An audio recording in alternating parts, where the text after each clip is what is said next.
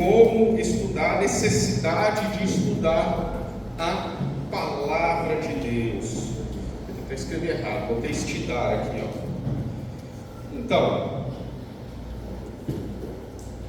antes de falarmos da necessidade de estudar a palavra de Deus, tem algo que eu tenho meditado, especialmente a Sâmia, né?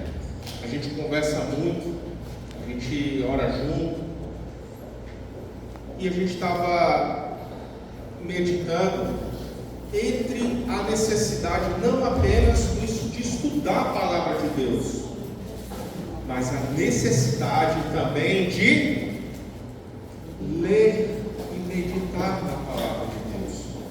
Afinal, qual é a diferença entre ler e meditar a palavra de Deus e estudar? Ler e estudar a palavra de Deus é, antes de tudo, e sempre foi, uma conduta rotineira, obrigatória da vida prática cristã. Antes de estudar. Mas como assim? Por que ler e meditar? Porque, meus irmãos, toda a Escritura ela aponta para uma coisa: o fato de lermos a palavra de Deus e meditarmos nela é algo espiritual. Porque através da leitura e meditação é que nós podemos ouvir, a partir da palavra de Deus, ouvir Deus falando conosco. Então, muita gente quer partir logo direto para o estudo, mas é necessário nós ouvirmos a voz de Deus. E aonde que a gente ouve a voz de Deus? É através da sua palavra. E através dessa palavra que Deus nos dá o quê? Consolo na angústia. Que Deus nos dá direcionamento para a tomada de decisões. É que Deus se revela a nós para a transformação das nossas vidas. Porque afinal, conhecereis a verdade, e a verdade, o quê? Vos libertará. E quando nós estudamos, qual era a conduta da igreja, ela sempre foi uma conduta de ler e meditar. Qual é o convite que eu quero fazer? É que todos os irmãos tenham uma rotina e uma conduta prática de leitura e meditação, porque Deus vai falar com cada um de nós aqui. Precisamos estar cheios de Deus, precisamos estar cheios do Espírito Santo. Assim Ele vai nos guiar quando formos estudar, e a gente vai entender isso. Olha aqui, ó, Mateus 7,24. Todo aquele, pois, que escuta as minhas palavras e as pratica, assemelhá-lo-ei ao homem prudente. Então, ler e meditar na palavra, conhecendo a palavra, nos torna prudentes.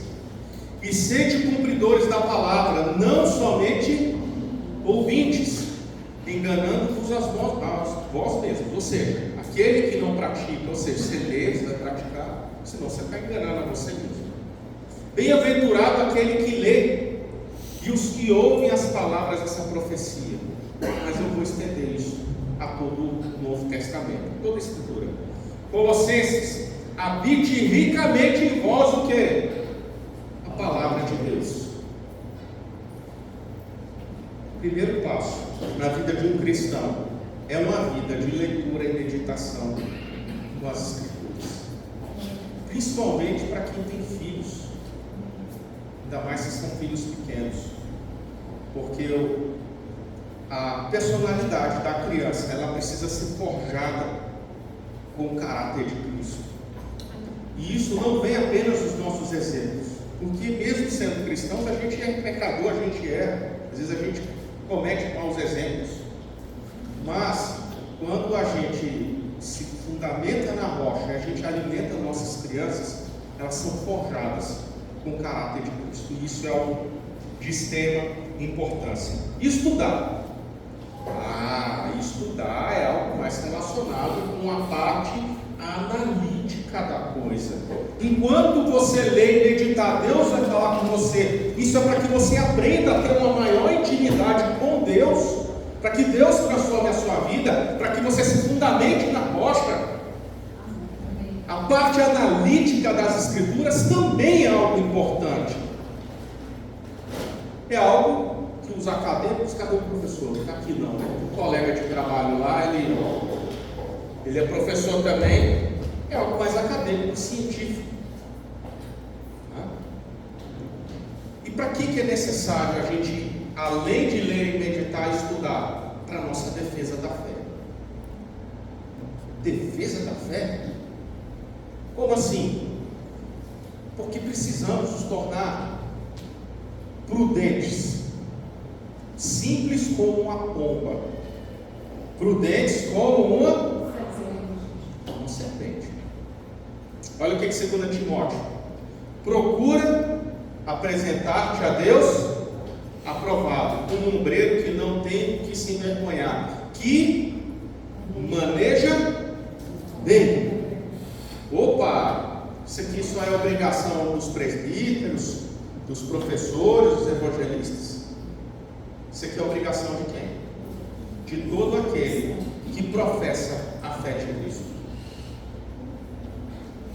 Atos 17:11. Ora, está falando aqui no contexto da igreja de Bereia. Paulo chega lá na igreja de Bereia e isso está registrado por Lucas. Pois receberam a palavra com toda avidez, ou seja, examinando diariamente as Escrituras para ver se estas coisas eram assim. O que isso nos ensina? Ver se essas coisas eram assim. Até mesmo o ensino dos apóstolos eram confrontados com as Escrituras. E para você fazer esse confrontamento das Escrituras, é necessário que a gente o que? As conheça. Ser prudente na fé é, antes de tudo, conhecer e manejar bem a palavra da verdade. Alguém aqui quer ser nobre? A Bíblia chama de nobre. Alguns foram mais nobres. Se alguém quer crescer em nobreza, cresça em nobreza no Senhor, o conhecendo, para não cair em ventos de doutrinas, porque a igreja sempre esteve sob ataque. Qual foi o maior problema da igreja que Paulo escreveu aos Coríntios, aos Hebreus, aos Romanos? Aí você pega as igrejas de Apocalipse, as igrejas de Laodiceia, Tiatira. Qual era o maior problema das igrejas no mundo antigo? Falsas doutrinas. A igreja sendo atacada e sendo corrompida por dentro. E qual é a origem das falsas doutrinas? Se a gente for pegar conhecimento parcial, ou seja, você conhece uma parte, mas você não conhece o todo. Ora, as Escrituras, a gente pegar o Novo Testamento, ele basicamente foi escrito em forma de carta. Tem como eu ter uma interpretação do livro inteiro se eu li apenas o primeiro parágrafo? Eu gosto até de, já dei esse exemplo aqui algumas vezes. É como se tivesse escrito assim, ó: vai lá e suba a montanha para adorar a Deus. Versículo 1, aí o versículo 2 fala: mas Deus mandou descer a montanha. Aí o versículo 3: então o homem orou e Deus se agradou. Se você pega o versículo 1, vai lá e sobe a montanha, e pega o 3 que Deus se agradou, você vai pensar que para Deus se agradar você tem que o quê? Subir a montanha. Porém, o contexto, ele fala que na verdade Deus mandou descer. Isso é um exemplo hipotético. A grande questão é: nós não podemos tirar de um versículo fora de contexto o entendimento daquilo que está sendo ensinado. Por isso é tão importante, além de conhecermos, termos o domínio da estrutura analítica das Escrituras, ou seja, o estudo aprofundado, para não cairmos em falsas doutrinas. Olha só, Apolo, quem é que lembra aqui? Paulo e Apolo, conflito, né? Uns se diziam ser de Paulo, outros se diziam ser de Apolo. Qual o grande problema de Apolo? Eu acredito que Apolo é o nome de Deus. Inclusive tem relatos de que Apolo influenciou muitos cristãos para a salvação. Mas qual é o grande problema de Apolo? Conhecimento parcial. Influenciou para Cristo, beleza, mas criou uma série de problemas teológicos. Aí a gente pega aqui no século I, gnosticismo, né? Matéria é má, mas o espírito é bom. O docetismo, Jesus não teve corpo físico real, ali foi uma, como é que chama, né? Um holograma. Jesus era um holograma. É o que muitos começaram a acreditar. Outros, marcionismo. Até falei em aulas passadas sobre o Códex de Marcião. Ele reuniu alguns escritos, né? Dizia que havia dois deuses, o Deus do Antigo Testamento e do Novo. Olha só o tanto de viagem que havia desde o primeiro século, né? Aqui está para que vocês possam, né? O adonicionismo, Jesus foi adotado como filho de Deus, ou seja, então ele não era Deus, não está negando a divindade de Cristo. Isso no primeiro e no segundo século. Então a igreja sempre teve sobre ataque. E qual foi a solução que os apóstolos adotaram para coibir esse tipo de doutrina e os primeiros cristãos? O ensino, escreveram, registraram as cartas que temos hoje, que nós conhecemos como o Novo Testamento, e o ensino maciço em cima daquilo que tinha sido escrito pelos apóstolos, por algumas testemunhas oculares. A gente vê, até em Apocalipse, né? Foi lá, ausência de estudo para dar problema em Éfeso, Pérgamo, lá em Corinto, né? Confusão com os dons da Galácia. Galácia aceitava outros evangelhos, mas queria viver com a lei, né? Queriam cumprir a lei e Jesus Cristo. E Paulo escreve o livro de Gálatas. Uso da fé como negócio, dominação e poder. A gente vê lá os famosos superapóstolos, né? Lá escrito em Coríntios, e a gente começa a ver que a fé cristã sempre foi atacada, e o maior ataque que acontecia dentro da igreja era de dentro para fora, com teologias e doutrinas falsas. Quero falar um pouquinho de algumas doutrinas que temos sido atacados. Eu sei que muitos irmãos, né, a gente vê vídeos e etc. por inocência. Eu quero falar um pouco dessa seita aqui, né? Seita porque eles estão de fato separados. Alguém aqui já conhece essa igreja? Já ouviu falar de Adventista do Sétimo Dia? Pois é. Eles têm uma profetisa chamada Ellen White, que eles colocam os escritos dessa profeta ao pé dos apóstolos. E a gente vai pegar alguns pedaços desses escritos para que a gente possa entender se essa seita tem alguma valia ou não tem nenhuma valia. Tá? O batismo em nome de Jesus e em nome de Ellen White. Se vocês forem lá no dia de batismo, né? Teve um amigo meu, estava com quantos anos? Acho que estava com 23, 24 anos. Aí ele me chamou lá, tinha um grupo chamado Desbravadores, é tipo escoteiro, né? Eles ficam imitando essas coisas assim. Aí tinha um dia do batismo lá. O batismo, pessoal, é o seguinte: eles batizam em nome de Jesus e creem nos ensinos da Ellen White. Ou seja, está pau a pau com as Escrituras. E acreditam que eles são o único remanescente fiel. A gente vai falar um pouquinho sobre essa questão de remanescentes, tá? Eles têm várias distorções doutrinárias, que a gente já falou. Uma delas é a separação entre lei moral e lei cerimonial. Recapitulando aulas passadas, a gente falou que a Bíblia ela tem basicamente uma divisão do Velho Testamento. O Velho Testamento ela tem duas divisões: o livro da lei e o livro dos profetas, certo? ela foi uma profetisa.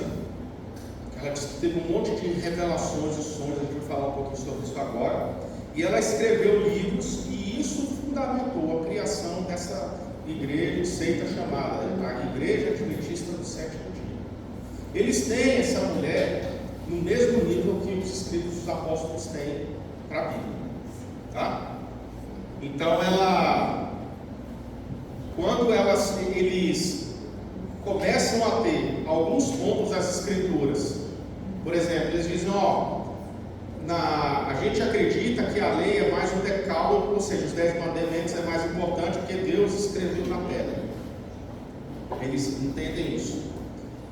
E muitos dos escritos, que são chamados escritos cerimoniais, né? Porque o que foi escrito por Deus é a lei, e o que foi escrito por Moisés é como se fosse menor. Então, ou seja, eles fazem uma classificação, mas veja bem, tudo que Moisés escreveu amando de quem? De Deus. E eles criaram essa divisão entre lei moral e lei cerimonial para cumprir o sábado, não comer alimentos. Só que alguns alimentos é meio contraditório, né? Porque seria cerimonial. Se é cerimonial e não precisa cumprir, por que eles não comem carne de porco, não comem camarão e uma série de outras coisas? A gente vai falar sobre a questão da aniquilação da alma que eles acreditam. No final das contas, eles não acreditam que a Bíblia é a palavra de Deus. Eles acreditam que a Bíblia contém. Porque se a lei, ela contém, por quê? Porque aquilo que foi escrito por Deus, no decálogo, é a palavra de Deus. Mas aquilo que foi escrito por Moisés, não é a palavra de Deus.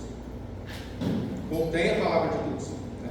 Então, só aí a gente já começa a ver algumas questões.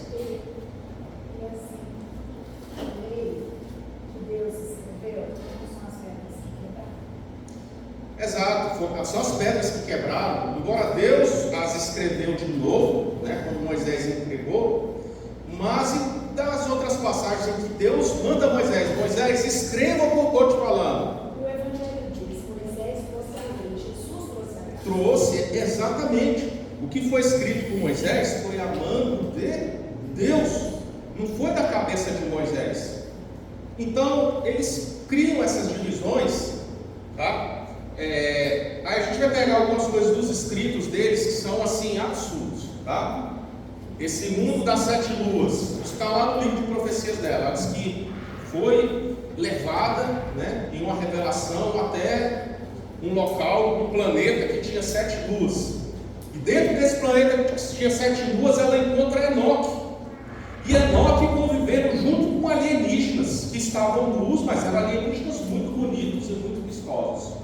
E chegam até a perguntar para Enoque se Enoque vivia no campo ou na cidade. Aí Enoque responde lá que vivia no campo. E ainda afirma que aqueles seres extraterrestres ali estavam naquele planeta em comunhão com Deus, porque eles não pecaram como Adão e Eva, então eles não conheceram o pecado. Se não conheceram o pecado, então eles estavam salvos, né? Precisavam de Cristo e etc. Aí eu pergunto para vocês, eu acho que alguém tomou um chá de cogumelo aqui, né? Santo Daime, alguma coisa assim, bem alucinógena mesmo, porque ou mais forte, assim, eu acho que ali, cara. Como é que eu sabia que os alienígenas estavam pelados, eram igual aos outros? Como é que isso é visto? É, diz que viu os alienígenas pelados, diz que eram muito bonitos, vistosos. Pois é, só que o cara que está entrando na Adventista, eles não mostram isso não, tá? Porque isso também tem que pegar o besta, né? Pega o besta depois. Alguém quer falar alguma coisa? A Magda levantou primeiro. Como diz que os críticos acreditam que essas visões possam ser distúrbios da época da infância, que ela teve um problema mental, distúrbio da infância, e começou a ter visões. A pessoa religiosa vai ter visões na área religiosa. Enfim. Estados alterados da consciência. Por isso que a gente tem que pegar na Bíblia. Exatamente, a Bíblia é a única fonte. O que é incrível é que eles têm uma televisão, né? Um programa. Tem. Pregações maravilhosas. E falam isso daí, não, eu já vi na televisão deles isso daí. É escondido. Então as pessoas entram por ali sem saber exatamente o que está por trás. Exatamente. Só a minha opinião, eu já fui contato com esse pessoal, do Jeová, eles nunca chegam falando desses fundamentos. Não. Chegam com a conversa da Bíblia, falando, dando versículos, te convencendo. Esse aprofundamento vai entrar quando a pessoa vai estar Muito envolvida. Mas é quando chega lá, quando você acredita, você passa a acreditar que a Ellen White é uma profetisa, que isso colide com a palavra de Deus, que fala que quem foi o último profeta foi João Batista. Então só isso você já coloca em descrédito. É um retiro, como você falou. Então, eu costumo dizer, falo para os meus filhos pequenos, vocês se desenvolvem. É o que eles estão fazendo. Então, o business político está voltando para a verdade. Ninguém influencia, então você cai na seita. Ah, mas é isso. É isso. Falou, você está mentindo todo mundo. Entendeu? Isso é uma coração. Às vezes é difícil combater, mas antigamente eu ficava com vergonha, mas hoje em dia você joga com uma pessoa de isso, você não tem licença nova, você não tem misericórdia. Isso falando que você fez, não acabou com o inferno. Porque a religião cega.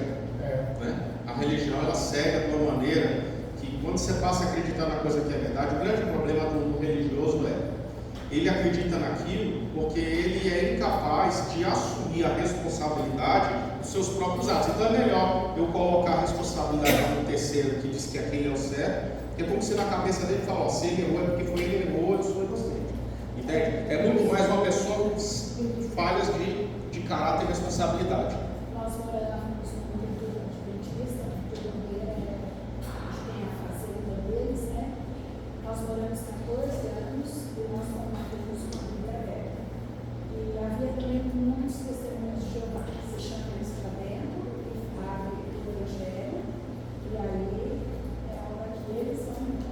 Nós adventistas, nós chegamos a estudar até mais que um ano. E assim, até que o pastor deles soube, né? Mas assim, faz pouco mais de 3 meses, uma pessoa nos ligou e disse, eu quero ouvir agora, como é que eu faço, como é que eu leio a Bíblia para entender seu profundamente Jesus. Então, quando você fica com a escritura, isso já elimina 99% dos inimigos de Jesus. A questão é conhecimento parcial. Eles têm um conhecimento parcial. Esse é o grande problema. Uma coisa assim é que eles são persistentes, eles vão de casa em casa, de 2 em 2. Então, essas seitas, elas são muito mais vazias do que isso. É porque eles colocam-se como donos da verdade. Enquanto a gente fica pregando no templo, aqui, só porque aparece por aqui, ou alguém a gente consegue trazer, eles estão lá fora. Exatamente. Atrás, buscando. Porque eles acreditam que aquilo é verdade. Quem está lá dentro acredita que aquilo é verdade. Esse é o grande problema. É sério. A gente tem que acreditar que a palavra de Deus é a verdade e fazer.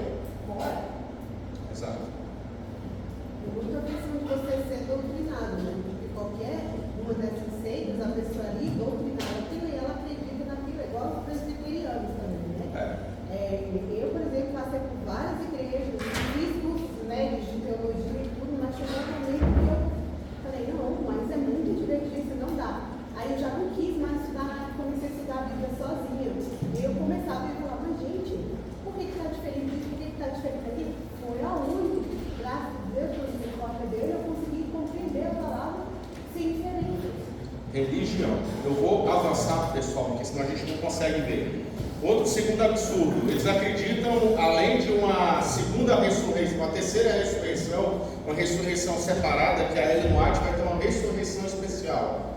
E dentro dessa ressurreição eles acreditam no Armagedon. E quem é que vem para esse Armagedon para trazer reforços para Jesus Cristo, para conseguir vencer a batalha contra Satanás? Napoleão Bonaparte. Olha que coisa interessante. Rapaz, meu amigo, Napoleão. Ó, eu estou colocando aqui, ó. Esse aqui é o link do livro lá. Aí tem lá o número da página para vocês poderem checar tudo isso aí, tá? Porque assim, a coisa é absurda. Outra também, essa daqui, cara, ela diz o seguinte, que pessoas escravizadas, né, seriam aniquiladas. Então, ou seja, os negros que foram escravizados seriam aniquilados. Não se iriam nem para o céu nem para o inferno. Por quê? Porque na cabeça deles, eles teriam um nível tão baixo de intelectualidade por serem escravizados, que Deus os pouparia de ir para o inferno, mas por não terem consciência para aceitar a Deus, também não iriam para o céu. Esse é o mesmo argumento que, quando a gente perdeu o José, uma conhecida adventista da comunidade que a gente faz parte, veio com esse papo dizendo que o José não ia para o céu porque ele não tinha corpo. Não é o caso que ele não tinha corpo, porque na cabeça deles, como o bebê ele faleceu com quase 4 meses, ele não tinha consciência. Por não ter consciência, Deus ia aniquilar aquela alma. Então, assim, são coisas completamente absurdas, tá? Vou encerrar aqui com esses últimos aqui que foram falados. Os testemunhos de Jeová acreditam na salvação pelas obras, e o problema maior é que eles não acreditam na divindade de Cristo, tá? Aqui tem vários pontos que eu gostaria que vocês mandem lá no grupo da igreja. Acreditam que Jesus foi morto não numa cruz, mas numa estaca. Então as imagens dele, Jesus está pregado assim, totalmente fora da história. Os romanos crucificavam tudo. E a grande questão é: precisamos ser uma igreja prudente que maneja bem a palavra da verdade, e prudente como a de Bereia, para consultar as escrituras se tudo aquilo é aquilo mesmo. E ponto final. O que Deus nos chama, a Bíblia nos orienta para que a igreja seja prudente. Ponto final. Se nós não fizermos o nosso dever de casa, de ler a palavra, analisar a palavra e estudar a palavra, cairemos nesse tipo de vento de doutrina. E é isso que a igreja tem que estar o quê? Preparada. Tem que estar preparada. Não dá para confiar em tudo que se fala. A gente tem que checar, temos de ser críticos. Isso aqui eu coloquei, ficou bem redundante, eu já falei. Eu coloquei alguns pontos aqui. O crente precisa ser o quê? Consciente.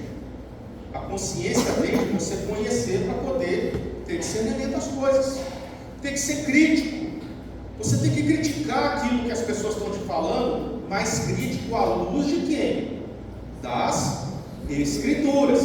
Não estou falando aqui a questão da crítica destrutiva, tá? Porque muitos acreditam que criticar é você apenas combater. Não. A crítica é um processo de análise, de julgamento. E para isso a gente precisa ter um preparo antes, andar prudente e ter um bom conhecimento, manejo das Escrituras. Agora eu quero começar como que a gente começa essa questão do ensino das Escrituras. Se a gente for pegar a tradição dos hebreus, da igreja primitiva, e até próximo de 200 anos para cá, vamos começar a ler a Escritura. Como é que era dentro dos hebreus? Olha o que a lei diz. Ouve, ó Israel, o Senhor nosso Deus é o único Senhor. Amarás, pois, todo teu coração, toda a tua alma. Vou partir do 6. E essas palavras que hoje te ordeno estarão no teu coração, e as ensinará ou inculcará a teus filhos, e delas falarás assentado em tua casa, e andando pelo caminho, e deitando-te e levantando-te. O processo pedagógico começou com os hebreus. Como? Dentro de casa. Deus nos chama por uma responsabilidade para que nós eduquemos os nossos filhos na fé, na disciplina, na admoestação, como a Ana está falando. É obrigação nossa, porque se nós que somos pais não tivermos uma atitude diária de sentar, ler e estudar a palavra com os nossos filhos, eles serão levados por qualquer vento de doutrina. Eu vejo isso em todos os lugares que eu vou, fazendo uma crítica aqui à questão das universidades. Muitos muitos fazem críticas às universidades, mas quando eu estando dentro desse meio, eu percebo que muitos dos nossos jovens que chegam lá, que eram para ser luz para o mundo e sal da terra, não têm substância suficiente. E por que eles não têm substância? É culpa da universidade? A culpa é de quem? É nossa. A culpa é dos pais, porque não ensinaram seus filhos as escrituras, não passaram para os seus filhos os valores, porque os lugares do mundo são lugares que nós temos que dominar, nós temos que estar lá, nós temos que sacudir o inferno, como muitos crentes falam. Se nós não prepararmos nossos filhos para sermos agentes multiplicadores com a fé embasada, eles serão levados por toda nova moda que surge. Porque até os 24, 25 anos, o ser humano não ter ainda todo o seu intelecto formado, até os 24, 25 anos, sem sombra de dúvida, ele é extremamente influenciável. A questão é, vamos influenciar nossos filhos para a palavra de Deus? Ou vamos deixar os nossos filhos à mercê para que eles sejam influenciados? Dá trabalho, mas é obrigação nossa de sermos os educadores. Aqui, o povo hebreu, eles educavam tanto no letramento para poder ler a lei, como eles ensinavam teologicamente. Nós tivemos uma experiência na igreja, tinha um grupo de jovens, a noiva Lucas, ela era da igreja e saiu um grupo e eles chamaram os homens para começaram a frequentar lá. Engraçado que tinha um namorado lá, o André foi, e eles foram. Aí, nós, como pai, chamamos ele, fomos ali, você aprendeu isso na palavra, porque começou a trazer os valores e assim, acabou. A palavra de Deus diz assim, você vai ficar. Ele fez uso da autoridade, conhecimento. Isso ele podia estar com 19, 20 anos, essa idade que o jovem acha que sabe tudo, que segue o outro. Mas aí, aquela autoridade foi ensinada, olha, nós vamos te ensinar o caminho que você deve seguir, você ainda está. Então, assim, isso foi, sabe, uma separação, porque a gente estava vendo o nosso filho sair, seguindo Influência. São altamente influenciados. Essa questão de aprendizado é interessante. Tem um cientista que ele coloca um gráfico, eu gosto muito disso, que é a escala de aprendizado. Ela começa assim, você começa a aprender um ponto, ela vai lá em cima, a pessoa é o eixo da confiança. Logo no início, o camarada acha que sabe de tudo. E conforme ele vai se aprofundando, ele cai e ele percebe que ele não sabe quase nada. E quando ele vai atingir a confiança do conhecimento pleno, sabe, eu fico muito desconfiado com quem fala com muita convicção. Porque eles podem ser rasos e eles têm acreditam que sabem aquilo de tal maneira, sabe? O exemplo que eu tenho para dar está comigo mesmo. Quando eu fui submeter o meu projeto de doutorado, numa linha de pesquisa, eu falei assim, vai ser fácil porque eu vou aplicar umas radiofrequências aqui, vou aplicar umas radiações no material e coisa e tal, para eu conseguir essa frequência aqui, vou usar um circuitinho, porque a gente tem computadores e coisa e tal, vai conseguir gerar terahertz. Quando eu fui botar a mão na massa, meu amigo, aí eu descobri que nos circuitos eletrônicos eu só conseguia até gigahertz, eu não conseguia chegar a terahertz. Para chegar a terahertz, eu precisava criar tecnologias de coisas assim, cara, que não tem que ser extremamente complexo, eu tenho que trabalhar com nível atômico. Aí eu fiquei pensando, puxa, realmente aquele gráfico. No início eu pensei que era um negócio muito fácil. Eu ia chegar lá, ia criar um circuito, ia conseguir fazer tudo o que eu precisava fazer. Depois eu vi o tanto que eu não sabia, precisava aprender muito, não sabia de nada do que eu estava falando. Só sei que nada sei. Então é isso. Porque a palavra de Deus não funciona, porque você tem que ganhar também no conhecimento desse Exato. Por isso que é importante lermos e meditarmos. Isso é individual. Isso. Passando pelos filhos, mesmo passando. Cônjuge. Cada um tem que ter a sua dedicação e cada um vai ter o seu encontro pessoal com Jesus. Como o Alto também falou, hoje, olha, igual a mulher samaritana, naquele momento, né? Igual Natanael, todo orgulhoso, Jesus falou, eu te vi. Ele falou, e Jesus falou, não, você tem que ver o seu amor. Exato. Eu queria falar de delegação, tem algumas coisas que a gente não pode delegar. Essa questão de educar os filhos é uma função nossa. Nossa. Tem uma diferença que as pessoas acham que a gente manda para a escola. Escola escolariza, não educa. Quem educa são os pais. Quem educa são os pais.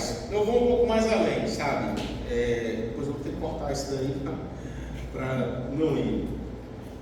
O letramento, tanto de escola, a escolarização, como os conceitos, eles eram exclusivamente domiciliares. A gente vê o exemplo disso daqui de Timóteo. Tu, porém, permanece naquilo que aprendeste, de que foste inteirado, sabendo de quem o tens aprendido, e que desde a tua o quê? Meninice sabe o quê? As Sagradas Escrituras, que podem fazer-te sábio para a salvação pela fé que há em Jesus. Ele foi ensinado por quem? Por Ló de sua avó, trazendo à memória a fé não fingida que há em ti, quem te há, a qual habitou primeiro na tua avó Lóide e a tua mãe Eunice. Estou certo que também habita em ti. Elas ensinaram o Evangelho para ele. E elas ensinaram não apenas o Evangelho, mas o saber também de letramento. É por isso que eu sou um ferrenho defensor da educação domiciliar. Tá? A gente ensina os nossos filhos, é muito mais trabalhoso, porque depende demais, mas a gente ensina os nossos filhos o saber das Escrituras. É a base, é todo dia a gente lê com eles. Eles são letrados nas Escrituras, tá? Para que a gente possa forjar cidadãos para o céu. Porque eu entendo, e a minha esposa entende, segundo as Escrituras, a obrigação dos pais de entrar os filhos no caminho. A gente vê os frutos. Eu vejo os frutos da minha filha. Benjamin ainda é muito novinho, mas eu vejo questões assim de questão de princípios e valores. Às vezes está brincando na rua com uma criança, não sei o que fulano mente, você está mentindo, coisa e tal, mentir é errado, mentir é pecado. A gente vê esses valores, e aí quando eu pego as crianças, eu vejo as crianças que estão na escola, meu amigo, é complicado, né? Se a gente pega a questão da pedagogia, que comentei com Salvador, a gente tem uma estrutura. Se a gente for pegar a tradição, olha só, do 1º ao 5º século, o ensino domiciliar, do 5º ao 11º século, né, com a queda do Império Romano, havia o quê? Todo o processo de escolarização, ele era fundamentado no caráter religioso. Aqui eu digo um pouco da Igreja Católica, mas ainda assim era para a formação religiosa. Inclusive, as raízes das universidades, elas sempre foram cristãs. Harvard mesmo foi criado como uma universidade teológica. Você pega Bolonha, Oxford, Cambridge, todas elas foram universidades cristãs. Universidades de Paris, da Britânia. Você pega todo o ensino acadêmico científico, quem desenvolveu a ciência, porque a ciência é um dom, foram os cristãos. Isaac Newton escreveu muito mais sobre teologia do que sobre cálculo, do que sobre astronomia, do que física. Chegou inclusive a calcular através de probabilidades quanto que Jesus poderia voltar. A gente não sabe até a data, né? Mas até nisso a gente pega que o cristianismo, quando a gente pega aqui, a reforma protestante, vou falar do Calvino, das obras, tá? Genebra era um esgoto a céu aberto. Muita gente falou que a Suíça é o primeiro mundo, que coisa e tal, mas sabe quem foi que transformou a Suíça Porque a Suíça, na época aqui de Calvino, o esgoto corria, as pessoas jogavam as necessidades na rua. Era um verdadeiro esgoto. Com princípios morais, ele criou uma reforma moral, que criou um sistema de esgoto, de águas, ruas, leis, fundamentadas nas questões cristãs, escolas, assistência social, os primeiros hospitais aqui, porque a Bíblia manda que a gente faça questões de amparar os necessitados. É ou não é? A reforma teve esse tipo de impacto. O cristianismo impactou a sociedade para transformá-la para melhor. Até mesmo a Igreja Católica, quando fez a Contra-Reforma, tentou fomentar a questão do ensino. Falou assim, cara, eles estão ganhando pelo ensino, porque a Reforma Protestante fomentou a alfabetização para as pessoas lerem a Bíblia. Falei isso em aula passada, de Lutero. Então as pessoas começaram a correr para poder conhecer as Escrituras. A questão é, onde a palavra de Deus, a mudança e transformação no mundo. E as universidades, elas foram criadas para, antes de tudo, aprofundar nos escritos do saber do nosso Senhor Jesus Cristo. A questão é, será que seremos prudentes em ficar sem estudar a Bíblia? Ou será que nós vamos assumir a nossa responsabilidade de tomarmos a direção, de nós nos prepararmos para manejar bem a palavra da verdade e educarmos os nossos filhos e educarmos aqueles que estão próximos para propagar o Evangelho?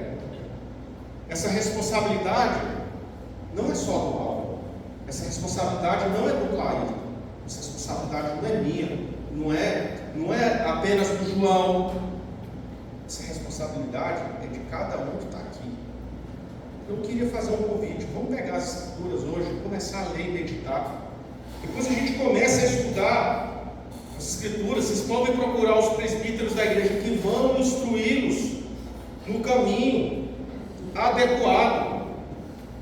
E para encerrar, eu quero encerrar com uma frase do Pasteur e uma frase do Sir Isaac Newton.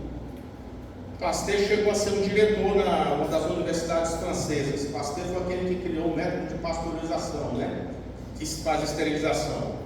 Um belo dia ele estava num trem, entrou um jovem, quando o viu com a Bíblia na mão, falou assim: você sabe que isso daí já é arcaico, que negócio de ser cristão, a gente tem que estudar a ciência, porque a ciência prova que Deus não existe. Ele é mesmo, fala um pouco mais a respeito. Porque a ciência já derrubou esses mitos, a Bíblia não serve mais de nada. Não, tudo bem, eu vou te dar um cartão para que a gente possa conversar mais a respeito. Ele entregou o cartão lá, ele, como um dos diretores mais altos lá da universidade na França, o jovem ficou de boca aberta, e eu tenho certeza que foi depois desse evento que ele escreveu que um pouco de ciência nos afasta de Deus, mas um muito de ciência nos aproxima dele. É necessário. Newton falou: do meu telescópio eu vi a Deus caminhar. A maravilha, a harmonia e a harmonização do universo só pode ter se efetuado conforme um plano de um ser todo-poderoso e onisciente. É obrigação nossa conhecermos a Deus e o torná-lo conhecido. A igreja sempre teve como costume de educar os seus filhos, e a gente percebeu que o melhor caminho para os nossos filhos é que eles sejam criados com conceitos, e costumes e formação intelectual cristã, para que eles possam, além de manejar bem a palavra da verdade, serem influenciadores e não pessoas influenciadas. Amém. Rapidinho, só um comentário para isso. Deuteronômio 23, do 12 ao 14, Deus fala para o povo. Assim, ele orienta até o que fazer quando for fazer necessidade.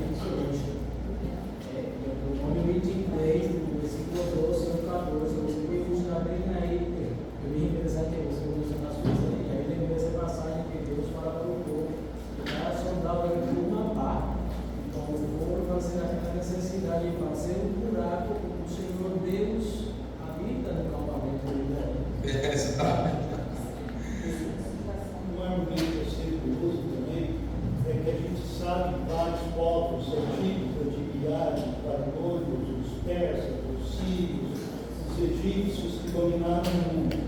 Mas o judeu sempre foi um povo pequeno, e ele é o único que perseverou até hoje, por causa justamente disso. A própria lei nos protegeu, a própria lei do Senhor, isso que ele falou de conceitos morais, conceitos de higiene, que a gente só vai entender mais lá para frente. Os judeus não sofreram com a peste negra, porque eles tinham hábito de lavar as mãos. Os judeus, eles se preservaram por uma série de atributos de Deus.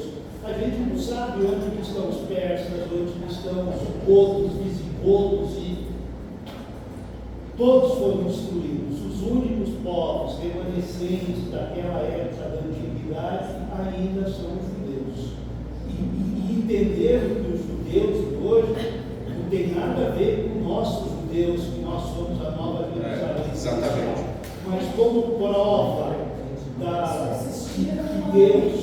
que Deus protegeu uma nação, isso é uma prova evidente de ciência. Exatamente. Vamos orar. Aí pode ir.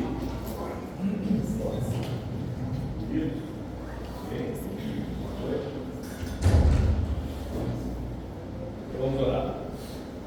Santíssimo Deus, mais uma vez, chegamos diante de Ti para agradecer, para dizer muito obrigado, Senhor, por essa aula, pela oportunidade que temos aqui de aprender um pouco mais do Senhor. Obrigado por nos ter dado força e coragem para estarmos aqui hoje.